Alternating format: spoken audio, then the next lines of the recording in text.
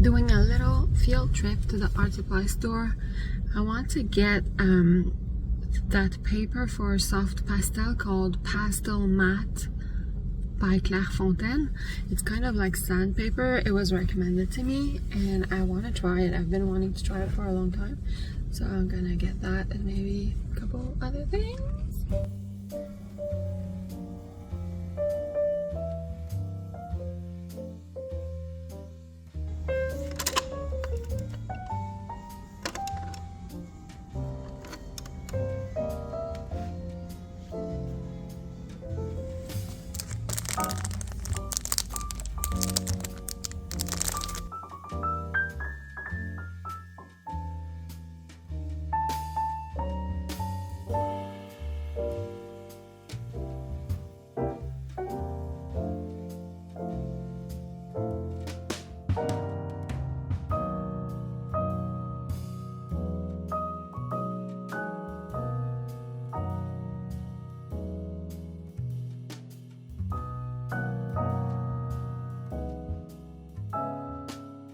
Quite a while ago, I tried soft pastels for the very first time and I liked them, but I quickly realized that I had the wrong paper and I asked for recommendations on the best paper and a lot of you recommended the Pastel Matte by, there's a freaking fly in here, wait.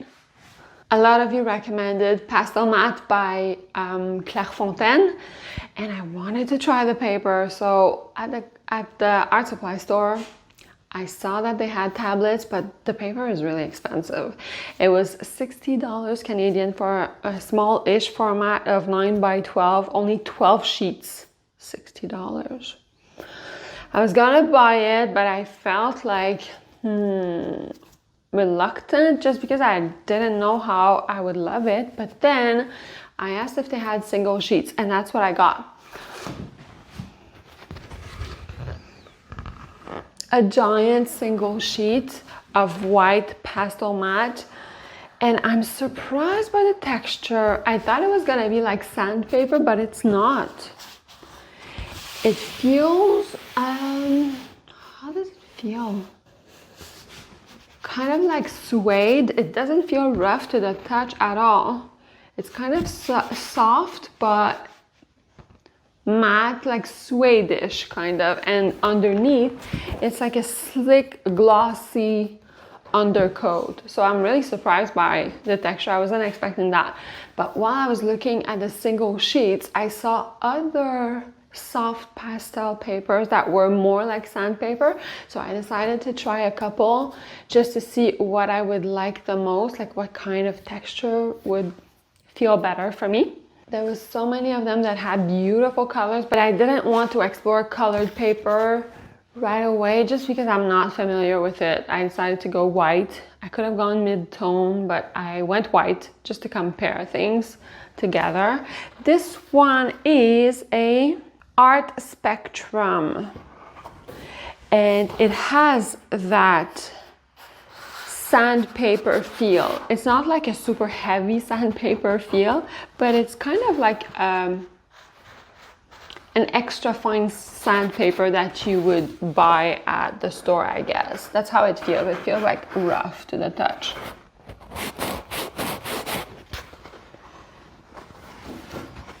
It's hard to tell on camera, like even if I do close-ups, you won't really tell. And the last one I got was a paper by UArt, and this one is more like it's a weird texture. When you touch it, the feeling you get when you touch that one is, brace yourself, it's the feeling you could imagine of like getting if you lick wood. I know, but that's how it feels to the touch. But it's a really nice paper. It's like a cream colored paper. I feel like I would like this with pastels, but I'm gonna have to try it. It's smoother, like softer than the pastel. The Art Spectrum is rougher, but It's kind of like midway, like I have a this is midway between pastel matte and spectrum paper. The spectrum is the roughest, but pastel matte would be the smoothest. Yeah. And this one is right in the middle. I'm not gonna try it today, but I just wanted to show you what I got. I also got 2 pastel pencils by Derwent. I wanted to get neutral colors.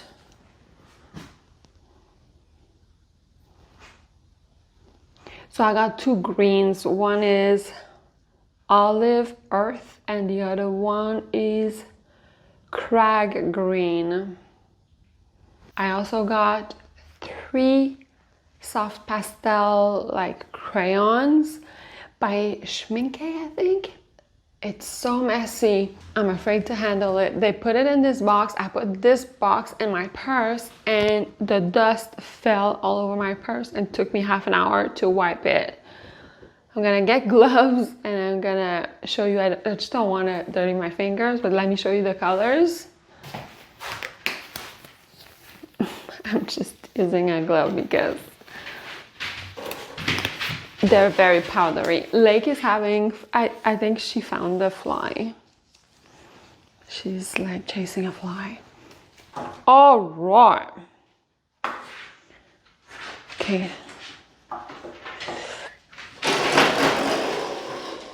No, that's not a good idea, girly. So, Schminke. I got, oh, how am I gonna see the colors? I'm not gonna look at the name. Okay. Burnt umber. A nice brown. Let me swatch it for you. Oh, so pigmented. So pigmented. Very rich and nice. And I got 2 greens. I had a lot of like very bold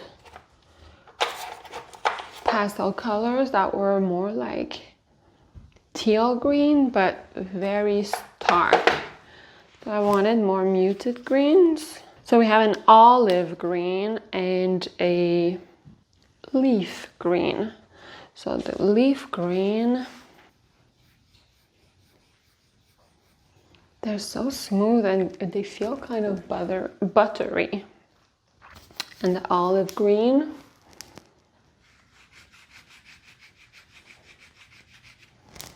this is a nice olive.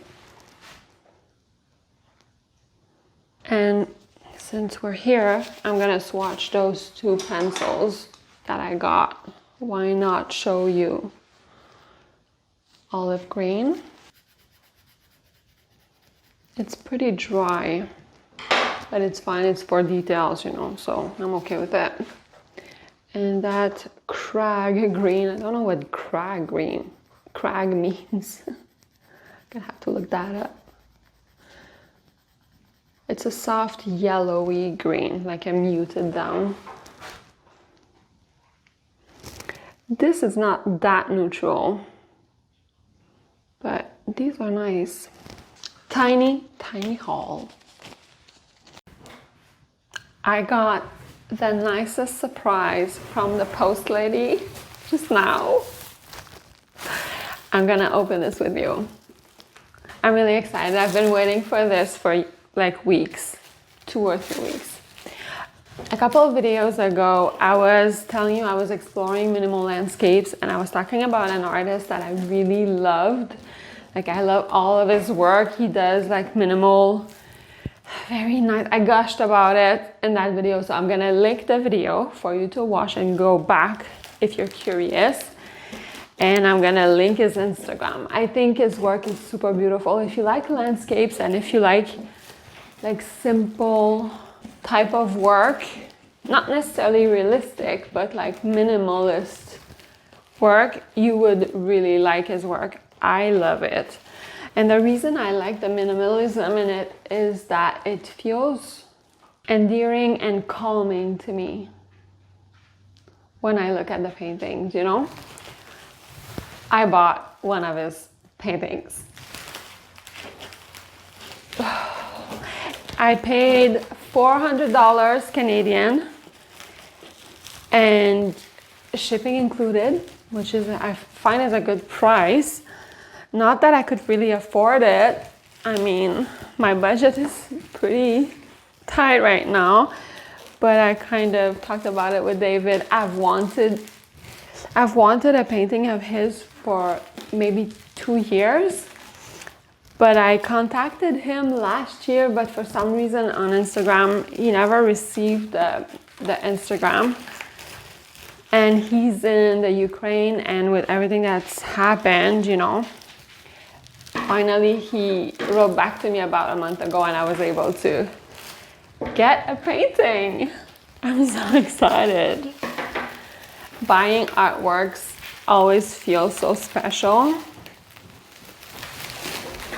and very inspiring as well, you know, like I've purchased a few pieces in my life, like small pieces that I could afford, and I keep them preciously, and when I look at them, it reminds me why I purchased it. It's a big boost of inspiration and it just feels special on your wall.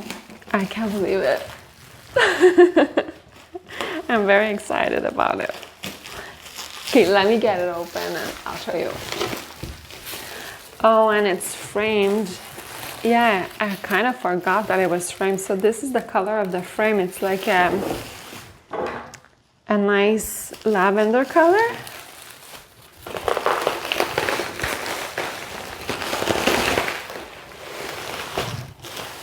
Here we go.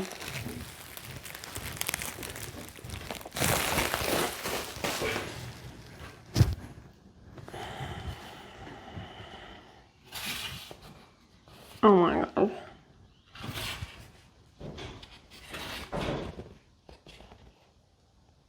I think it got damaged. It got damaged in a post. But I'm gonna fix it. I could show you how to fix it. I have too many emotions. I'm gonna hang it up and I'll show you.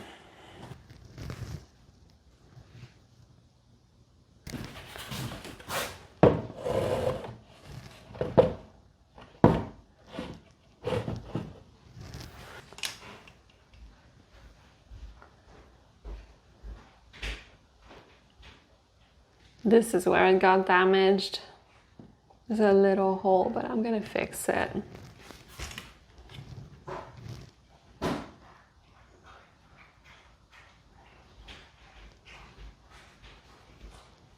Oh, how gentle the paint strokes, and like the green is really bold, but everything else is super soft. The sky is peach. You might not be able to tell, but in real life the sky is peach. This color, but very much paler. You could tell that this was painted at dusk, I would say, yeah.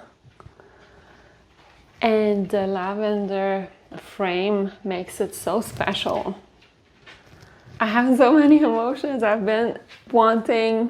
wanted another one of this one, which looks very similar. It was kind of like a set of two, and the color palette and the other one was slightly different.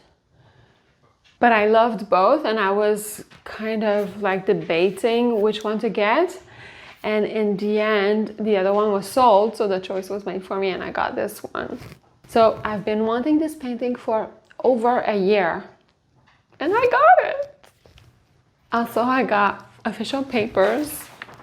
I can't understand the language. Maybe there's an app for that where I could just like have it translated visually, but I'm pretty sure it's a certificate of authenticity for the painting, which is amazing. It's so dark in the studio this morning. It feels like nighttime.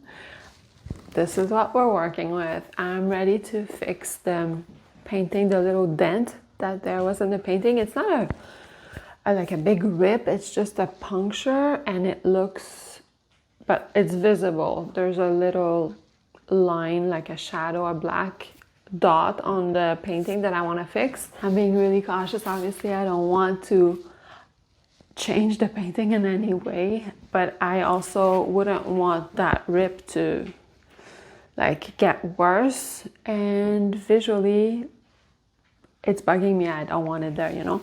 So the painting I noticed had a very matte finish, so I don't think it was varnished. So I could afford to use matte medium, which is very matte, to kind of fix this. I used a big glob in the back of the canvas to seal it. And as it was drying, I was kind of like pressing on the front to flatten the dent as much as possible. And once the back was dried, as you can see, you can't see any of the matte medium or anything. I was able to put a small layer of matte medium on top, like in the front, to seal that dent. Now that the dent is sealed and it won't rip even more, I mixed a little bit of a peach color, and I'm gonna apply a tiny dot on top of that black line to camouflage everything.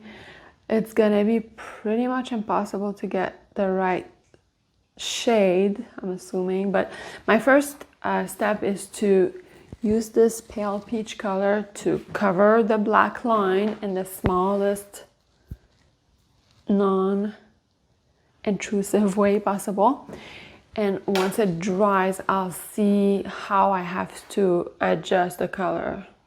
You know, like I'll cover the black with this color, and if it's just a little bit off, I'll be able to know which way to go, because acrylic doesn't dry exactly how it's supposed to. So I don't know if my peach is too peach, if I need to neutralize it a little bit, and I don't know if it's a little bit too dark as well.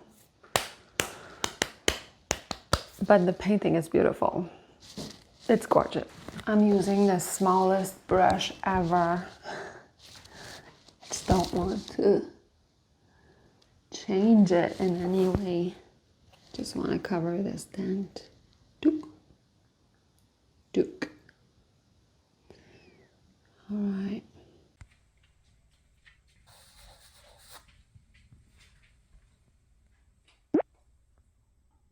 Look how dark and gloomy it is outside. My puppies are playing. Hello, puppies. Hello, beautiful puppies. Oh my God. Guys, don't destroy the art. Oh my God. They're so ferocious. Guys, what's going on? Are you gonna be angels? Wait, wait, wait. Sit, sit, sit, sit, sit, sit. Sit. Gonna be angels now. Good boys and girls. I prepped a lot of canvas boards. Not canvas board, but like papers on masonite boards. About like 9-10 of them. Because I want to be ready to paint multiple landscapes and like just do a bunch of them so that I get better at it the way I want to get better at it. And I'm trying out a bunch of different papers as well. I have canvas paper on there, which is more texture, like fabric, like woven fabric.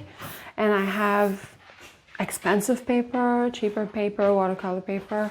So I'm trying a few things all at once, you know, minimal landscapes, exploring more neutral color palettes, more pastel colors, and testing papers. The reason I'm painting on paper is because I'm in a phase right now where I'm exploring a bunch of things. I'm trying things out. I have a lot of unsuccessful attempts along the way, and I don't want to waste canvas. And also, sometimes I get really good results and I want to have a good quality paper to preserve the artwork, and this does the job. And to store paper is just a dream, you know. You put them in a portfolio and it takes up no room at all. So until I'm all figured out when it comes to minimal landscapes, I'm gonna keep working on paper, smaller formats, easy, and just hammering them out. Also yesterday I was looking through my reference photos. Maybe I could show you them. Like potential landscapes to paint. Everything I'll be painting is from a place where I was born. It holds a lot of emotional meaning, childhood memories, like lots of good feelings, you know. And I go back there every year or most years to visit family. So those are the landscapes that I'm interested in.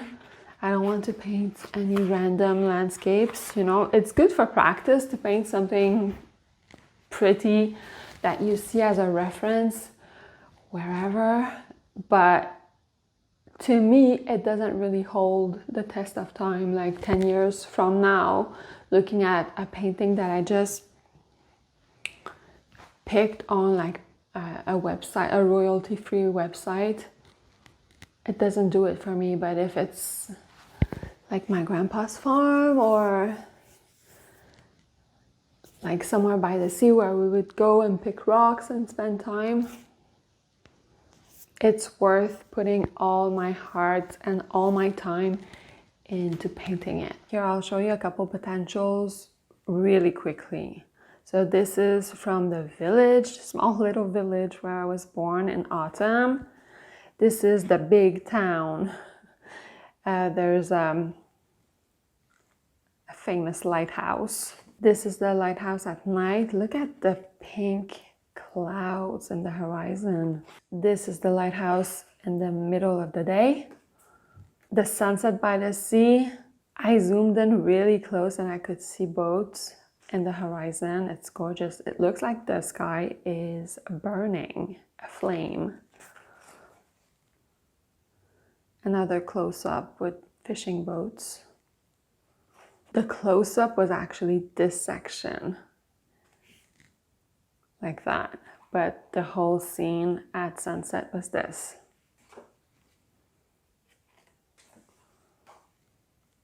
I love this one. It's very simple, but it's so beautiful. The soft green here and the sky, just gorgeous. The larger town is by the sea, obviously, but whenever I talk about my grandpa's farm, it's a bit farther in the mountains. It's like a tiny village. This is the lake right in front of my grandparents' house. I captured that a few years ago. The sky was so beautiful.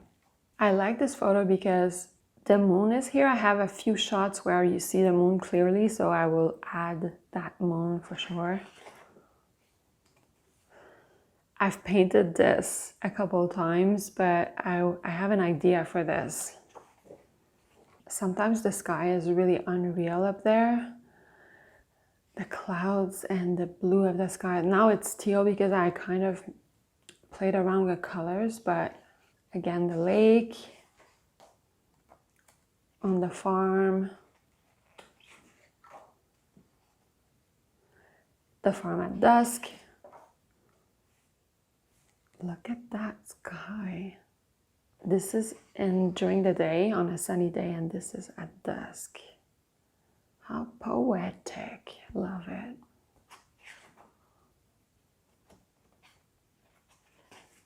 And this is in my backyard. I think it was last week or something. It was so early at the crack of dawn. The sun wasn't up yet. And I caught the moon and a purple sky. It was so beautiful. So I have two reference photos for this. One without this pine tree, one with it. So I would probably do a hybrid of both. I love the color of the sky. And those colors are untouched, by the way. I didn't punch the saturation or anything. It's just raw, except that one, like this one where the fields are gold and the sky is teal. I played around with the colors, but everything else is out of the box, untouched. So there's a lot of beautiful colors to be inspired by, you know? I went through the pile of reference photos that I had and I selected a few that I might want to start working on. Woohoo! One fell on the floor. Looking at all of them, so many are really beautiful, but I decided to pick the simplest landscapes to start with. The reason being that instead of focusing on a more complex sketch, composition, rendering, like depth and perspective, having a lot of planes to work with, I wanted something super simple, like this, for example, or like this with just the horizon line, because I want to focus my exploration on the colors that I use and also trying to minimize the textures in a landscape. Most often, I'm not satisfied with my result color-wise. I think I tend to oversaturate my colors. I've known this for years, but it's hard to undo something that you do naturally, you know? Takes more effort. So I want to focus on color palette,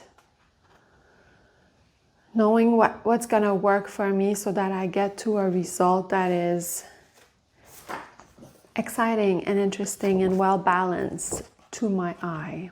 I don't know if I'll actually finish a full painting in this vlog, but I'm gonna start a few at a time and work in parallel instead of like taking one painting and finishing it.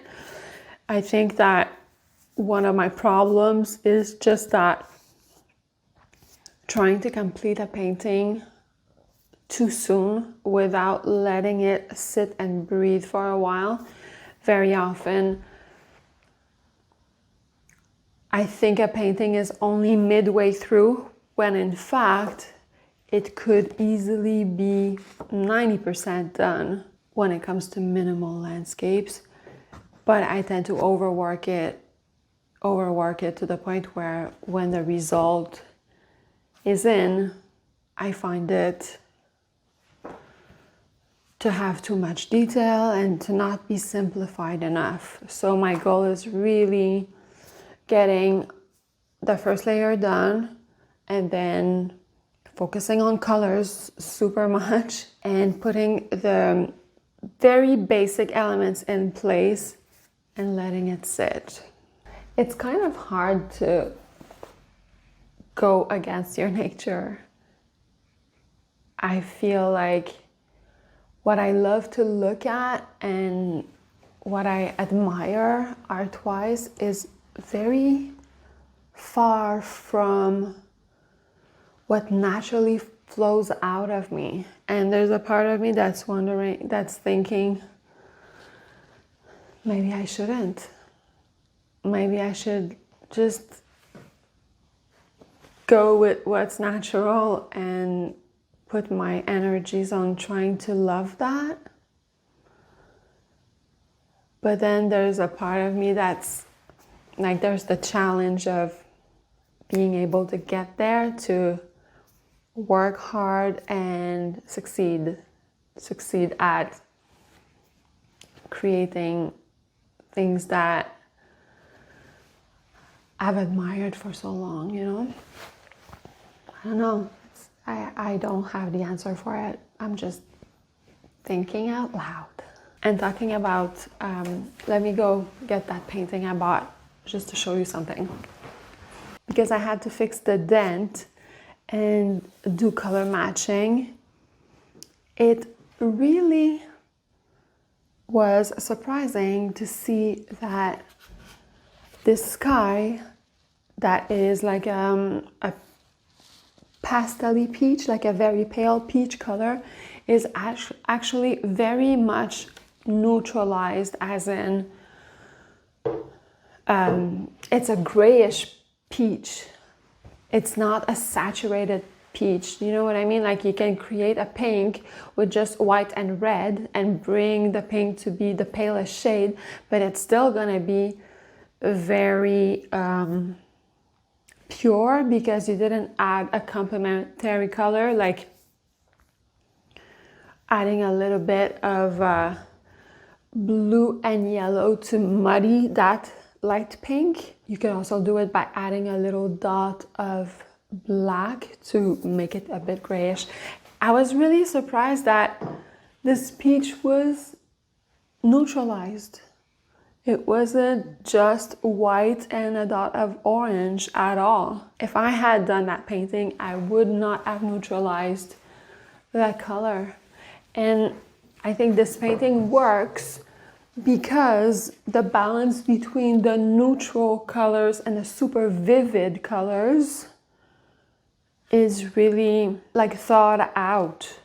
Like these colors are neutralized, these greens are neutralized, the roof, the fence.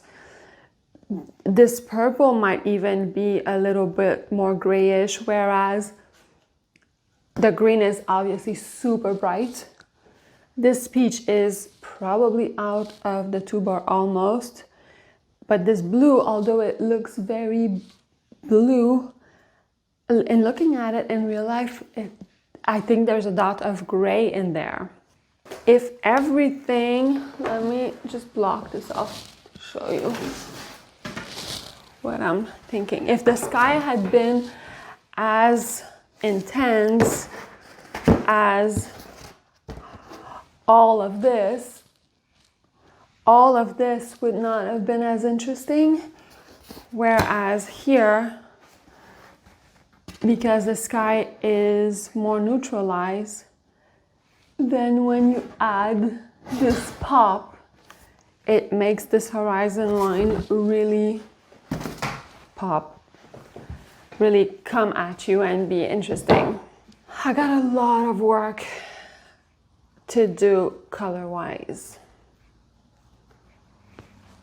so I'm gonna get to work.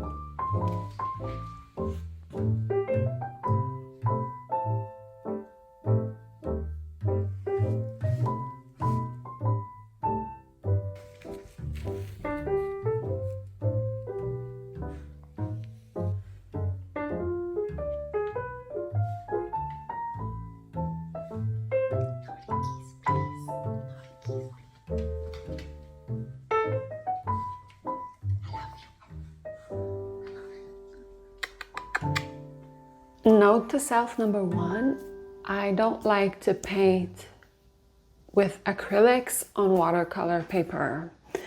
The paper is too porous, too absorbent, and it makes it really hard to draw. It drags when trying to blend the paint.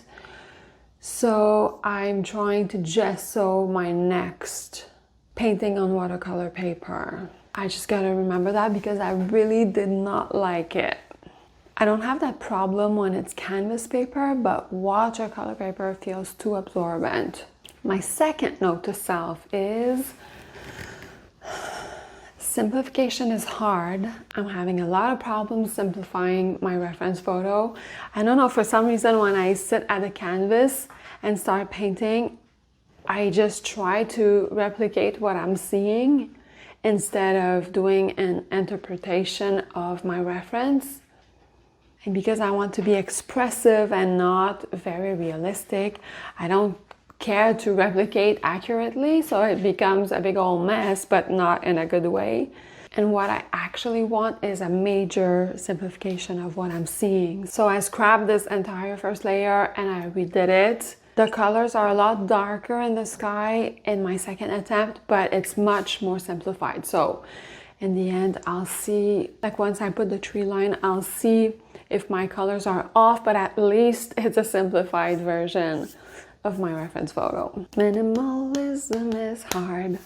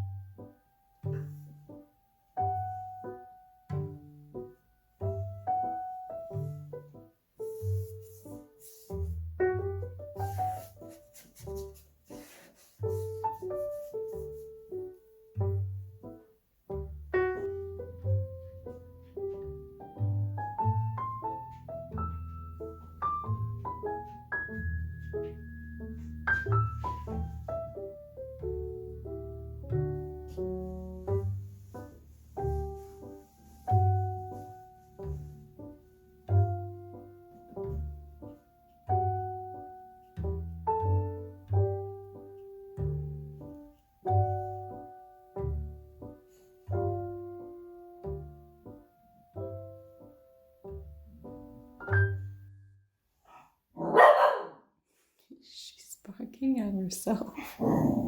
She's seeing herself in the mirror.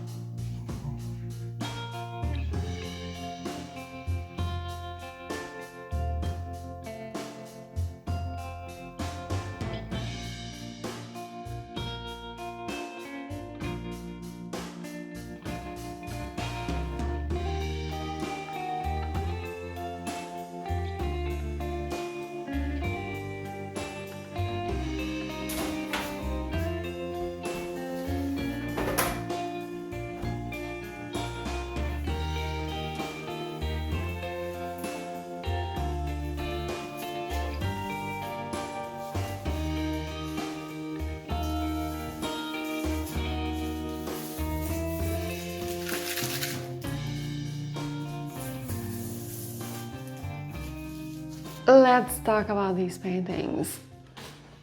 I had really high hopes for this one because it's a simple painting, in theory.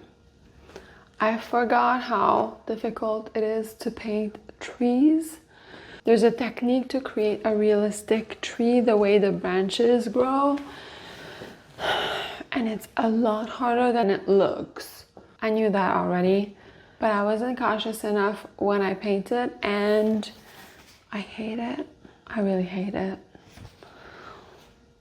It's just like a mess. It's a big old mess. I got impatient. The tree grew and grew and grew and took up the whole space. Like, there should be a lot of space in the sky.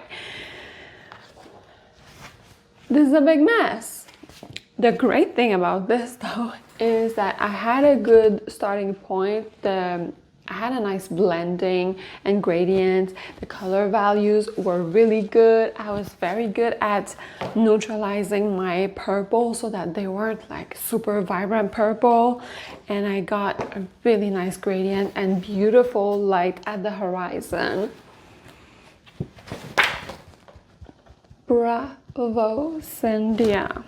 I got that right, but then the trees. I messed it up because I had too much tea. It was a nice thought.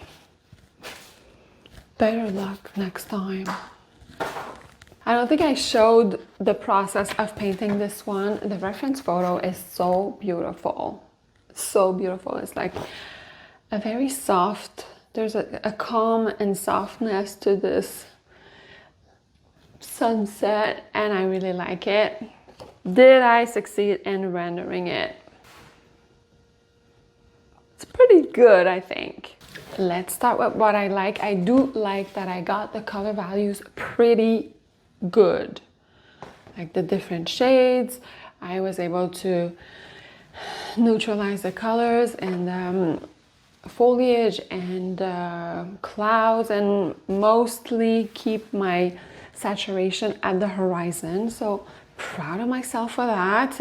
I really focused hard on color mixing and not having too bold colors, not having too dark colors. And I think I got a really great balance with this painting. The thing that I'm not super thrilled about is I feel like there's too much texture. I'd like it to be simpler, bigger brush strokes, and like one assured brush stroke, let's say for the ocean.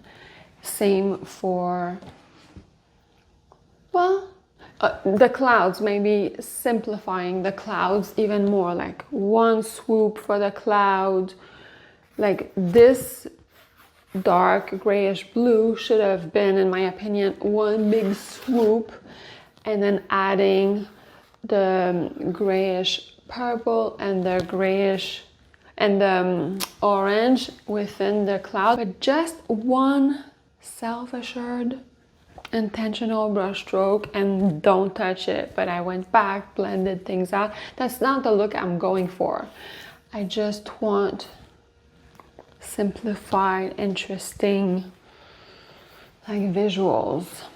In the ocean, same thing, way too much texture. I was trying to get two tones, like, because the movement of the waves is very subtle, and I think I should have done a darker shade, like a solid band of darker shade of blue for the ocean, and maybe a sheer